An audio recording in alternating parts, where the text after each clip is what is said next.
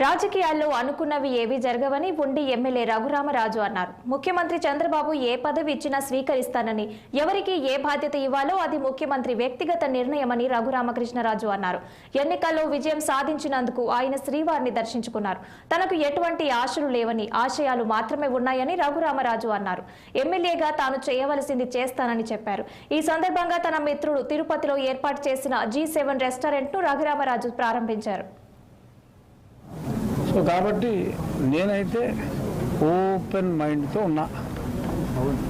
నాకు బాధ్యత ఎలాగో ఉంది, పని లేకుండా లేను కదా, ఒక ఉండికి ఎమ్మెల్యేను కదా, అక్కడ పనిచేయాల్సిన బాధ్యత కూడా ఉంది. సో ఆ బాధ్యత సరిపోతుంది అనుకుంటా, ఆ బాధ్యతతో సరిపెట్టుకుంటా. ఇంకా ఎక్స్ట్రా బాధ్యత ఇస్తే ఎంత బాధ్యత ఇచ్చినా చేయగలిగిన సమర్థత నాకుందని నేను అనుకుంటున్నా. నేను అనుకుంటే సరిపోదు, నువ్వు అనుకుంటే సరిపోదు.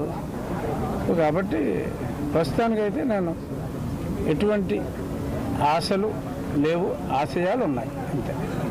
5 ఉన్నారు కదా, ఇంకో 6 ఇస్తారేమో తెలియదు కదా, నాకే ఇస్తారని గ్యారంటీ.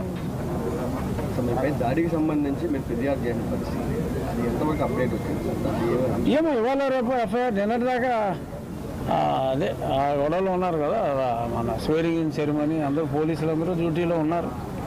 మరి కన్సిడర్ చేసి ఎఫ్ఐఆర్ కడతారని నేను అనుకుంటున్నాను.